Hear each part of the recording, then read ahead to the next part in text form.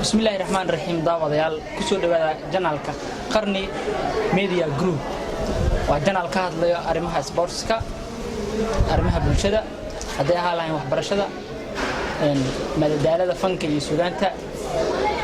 waxaan idin ka codsanaynaa inaad janaalka subscribe aad dhahdaan sidoo kale waxyaabaha la soo dhigo aad like saartaan isla markaana aad share gareysaan hadii aad subscribe dhahdid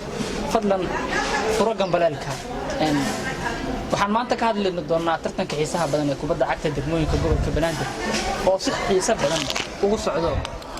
garoonka kubadda cagta ee Engineer Yarisow degmada Cabdicasiis ee gobolka Banaadir tahay barnaamijka ila falaqayn doona oo garbihayga taagan Cabdiwahaab Axmed Ciifo Captain G sidoo kale macallin Yu oo kamid ah macallimiinta sportska magaalada Muqdisho guud ahaan wadanka Soomaaliya ku soo dhawaada barnaamijka falaqaynta ciyaaraha aad baa ku dhownaanay iyo noordiina ku dhownaanay كورما أن ترتن كعيسها بدن يدقمون كقبل كبنادر قابك وقصعده لحي طبيعي تمن دقمة يا كيف قال إن كابتن جي أيام كهر مرة كورن ترتن كسنة كان ما حسنت هاي نوردين ترتن كسنة كان هذا وحيس بدني هاي طبعا عقول هاي من حيس بدني كبدني هاي سنة دي الصوت عفي معي سنة كان إن عذر كيسا إن ترتن كقيب قليان إن رجل لو ترى اللي يردي معاه كلها هذا صوب حيسيات وده أذير أي كقيب قليان معاه كلها مرال كودا هالكاس يكون لسان الفضل أنا يكون صوب اللجان معاه كلها مركز لي فائدة وهري دونان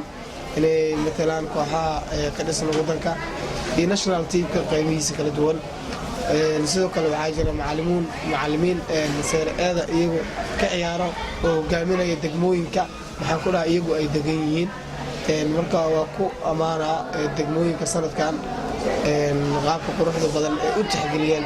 daayirta soo koraysa ma sha Allah tartanka sanadkan waxa leeyahay tartan aad u qurux badan wama santahay Captain G macaliyu ka waran tartanka sanadkan sidee u aragtaa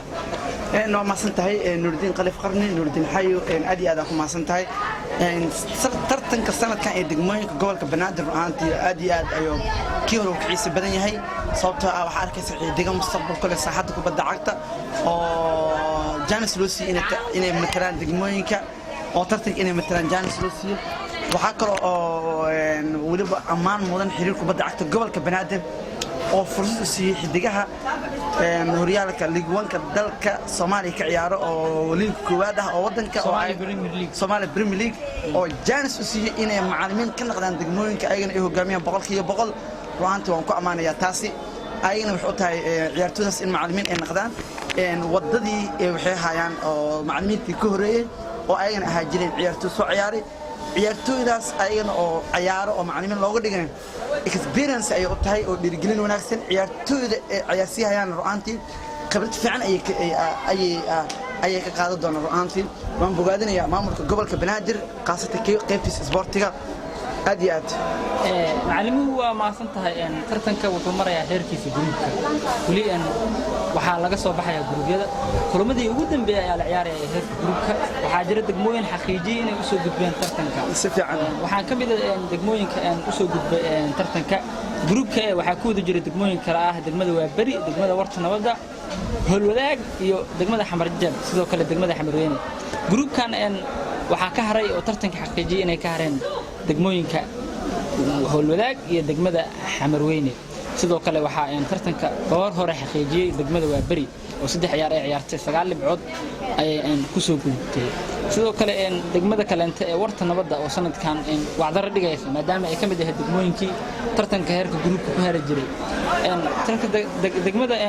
warta nabadda waxa ay leedahay 5 dhibcood ay leedahay degmada warta nabadda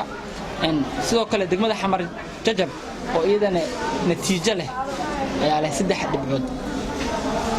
sababtoo ah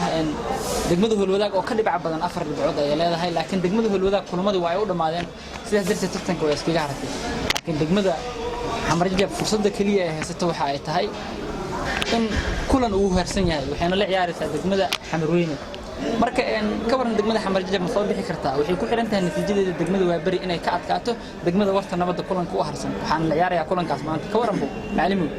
ruuxantii rajadeeda waa aad iyo aad u liidataa degmada xamarjajab walow ayadan si fiican aysan u shaqaysanin degmadaas ruuxantii waxaan dhihi karaa inuu yani kubadda waa cad iyo madow inay si ay ku soo baxdaan waa suuragal laakiin rajo ay leedahay sababtoo ah degmada Xamarweyne oo wax dhibca aan lahayn ay la ciyaaraysaa oo gabi ahaanba tartanka xaqiiqsatay inay ka hartay haddii hataa Xamarweyne ay badiso ma soo baxdo laakiin waxay ku xiran tahay warta nabadda oo 5 dhibcood leh si fiican inay waa bari ka adkaato si fiican marka kala hor waa bari shaqaysatay waa bari waa ay soo baxdaa marka kulan galabta waa bari ciyaarayso haddii ay badisaa waxay tagaysaa 12 dhibcood laakiin haddii ay baraja gashaan waxa soo baxaysa degmada lagu magacaabo Howlwadaag labadoo saas ay ku soo baxayaan waxa soo baxay degmada Howlwadaag aan oranay degmada lagu magacaabo warta nabadda haddii si fiican warta nabadda tagaysaa 6 dhibcood degmadan kale inta baraja bis u baahan tahay baraja ku filan oo kaliya baahan tahay maxaa yeelay degmada Xamarjab gool ayaa minus ka ah degmada lagu magacaabo warta nabadana hal gool ay leedahay marka waa kaas aan kabtan jeen degmada warta nabadda maanta ma galabta ma laga yaabaa inay soo baxdo waa bari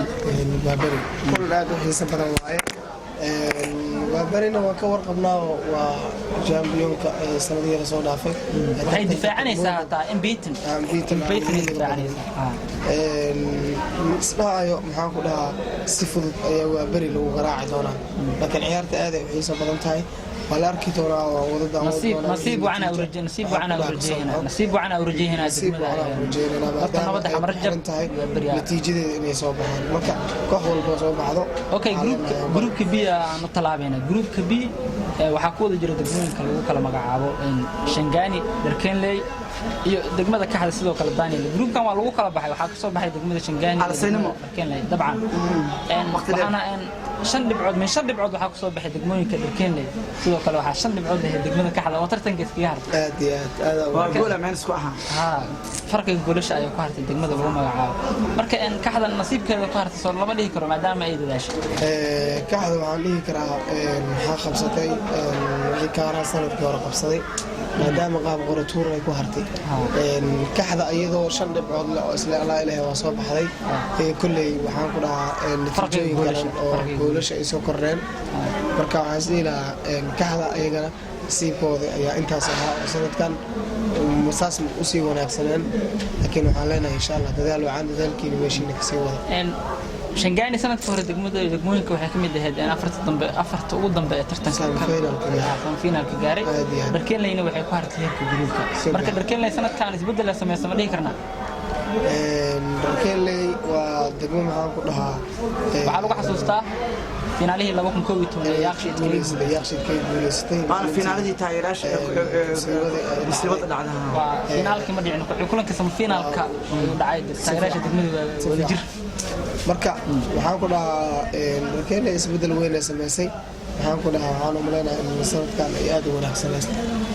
okay groupka B intaasaan kaga gudbaynaa aan u soo laabano groupka saamaynta gaarka idin ku lahaan doona waa groupka C oo ay ku jirto degmada ay ka soo jeedin Yakshin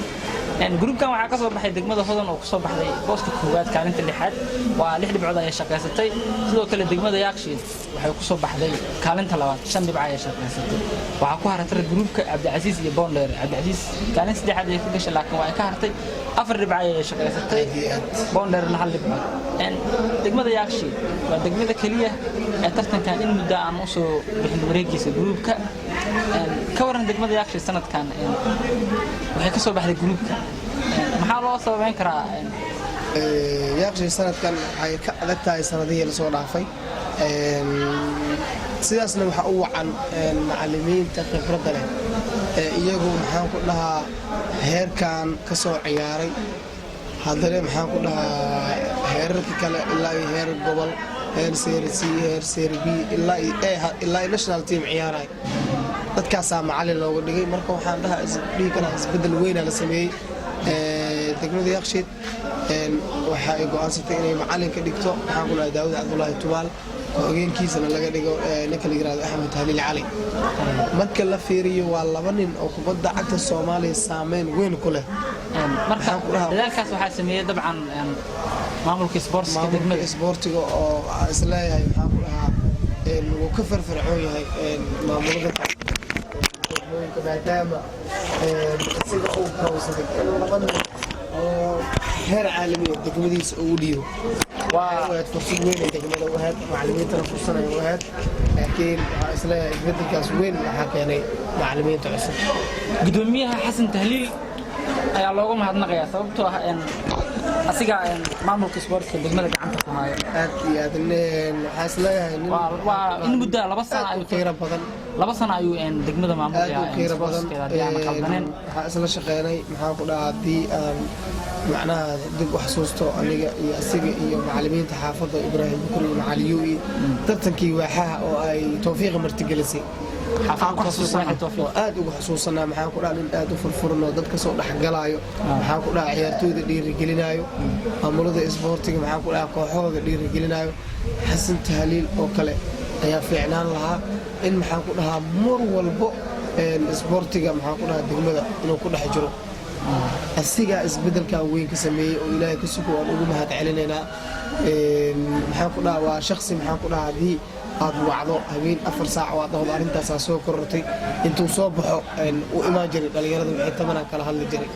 xasan tahliil waxaan dhihi karaa isbeddelka degmada uu ku sameeyey ma ahan mid maxaan ku dhaha weli hore arkay xaqiiqada marka aan sheegan ana waxaa ka mid ah dadka sanadkan wixii ka horreeyey aad u dhaliilsanaa degmada aad iyo aad maxaa yeelay muuqaaladeenii hore ayaad daawatay inta badan waxaan arki jiray maxaan ku dhahaa in kooxaha ciyaartooyda laga soo xulo xaafadaha inaysan horey aad u qanacsanaan jirin laakiin tan marka la fiiriyo aadan arkaynin maxaan ku dhahaa cid wax tabanayso maadaama isku meel intuu isugu keenay oo wada ciyaarsiiye qof walbana maxaan ku dhahaa qofkii ugu fiican laga soo qaaday aad u maasan tahay macallin yaqshid maxaa ka leedahay waxay u soo gudubtay heerka 8 yaqshid waxa leeyahay waa bogaadinaya waxaan baleenayaa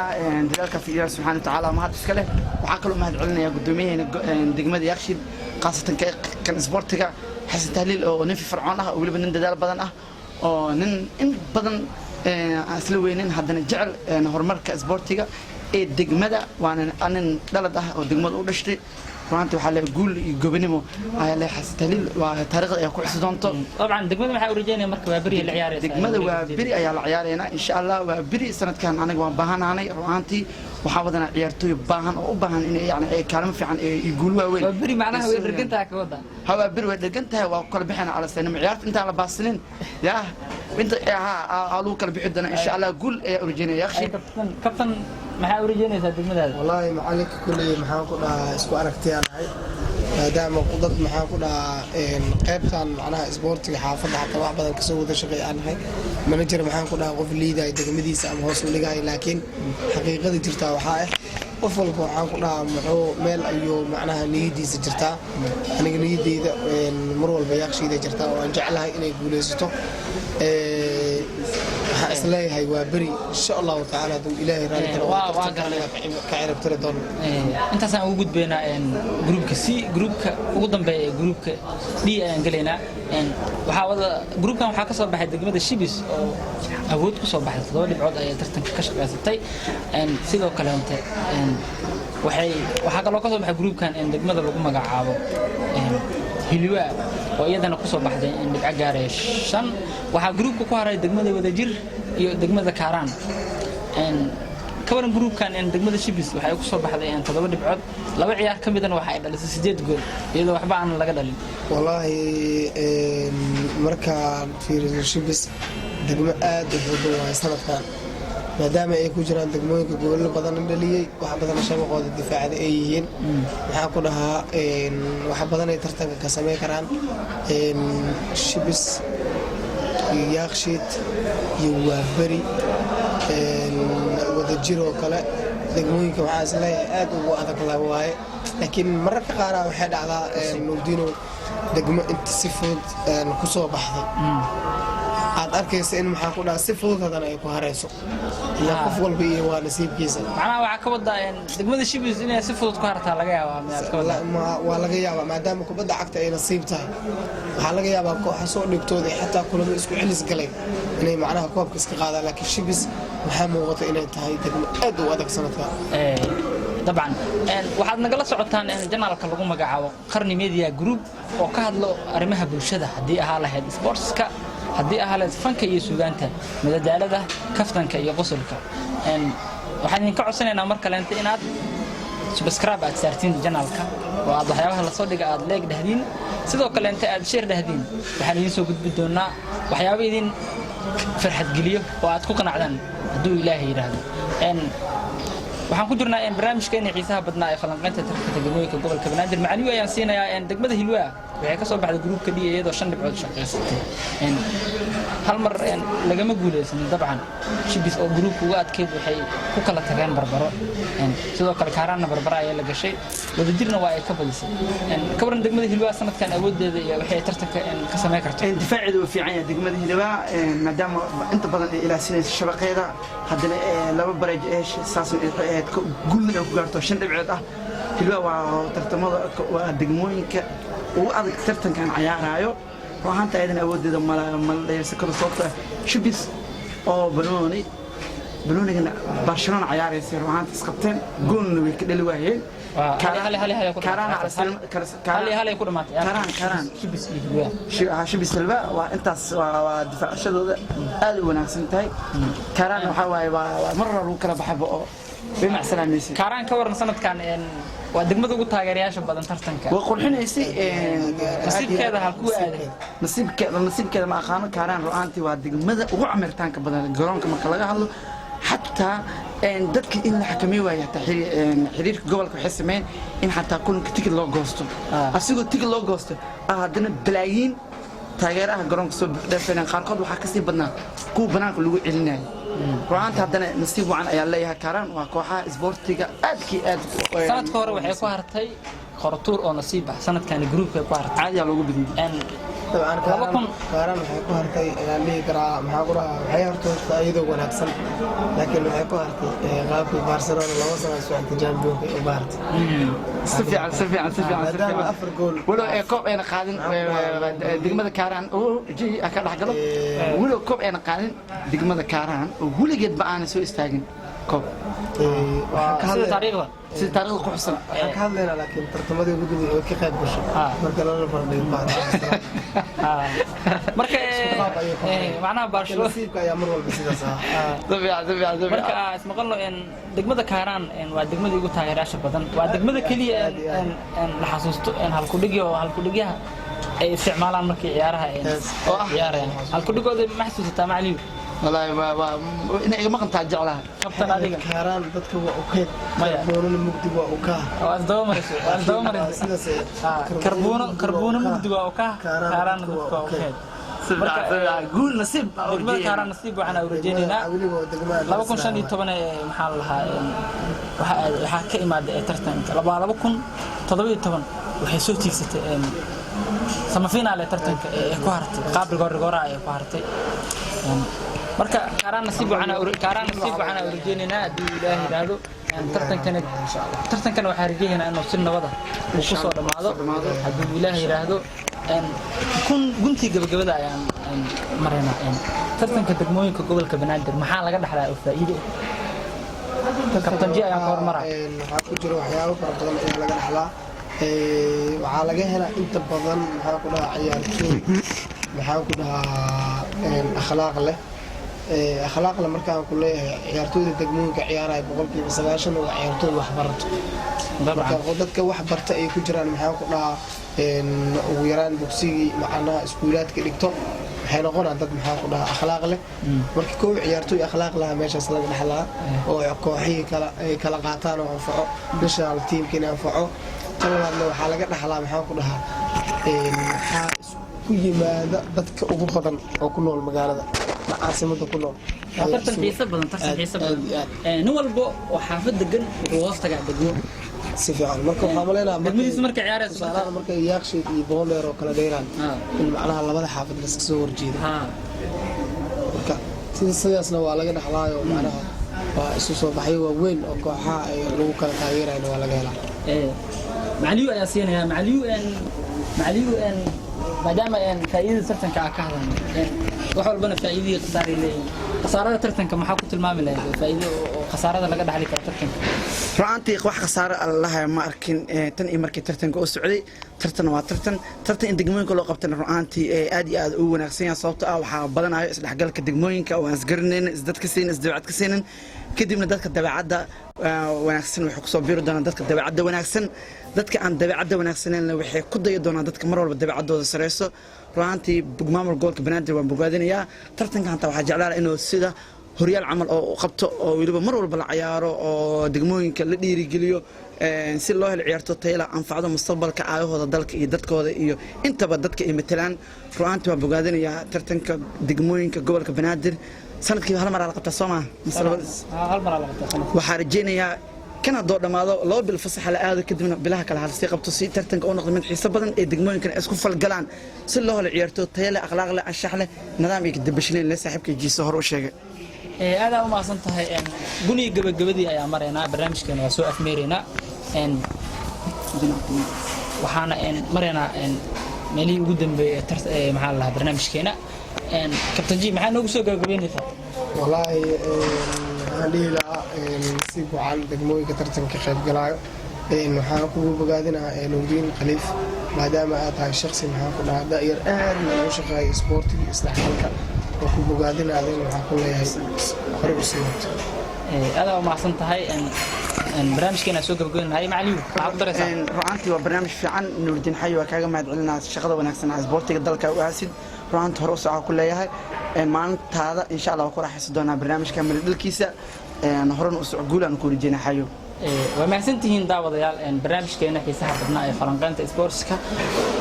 waan kaga hadlaynay tartanka kubadda cagta ee degmooyinka gobolka banaadir halkaas ayaan ku soo afmeeraynaa nooli kulanti dambe oo xiiso leh nabadeed